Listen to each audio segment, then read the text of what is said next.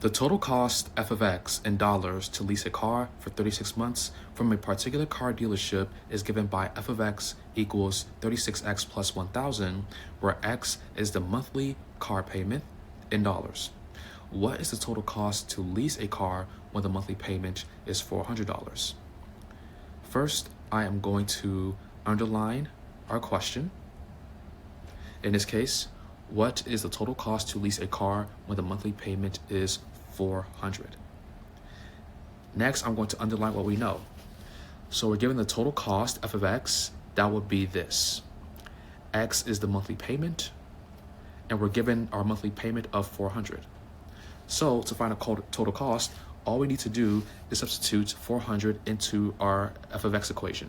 So f of x equals 36 times 400 plus 1,000. And I'm going to use decimals to calculate this really quickly. Give me one moment.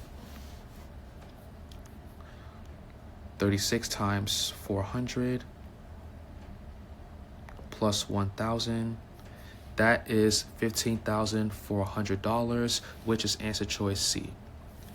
If you like this video, please DM SAT for more. Sorry. If you like this video, please DM me SAT to get your free SAT study guide.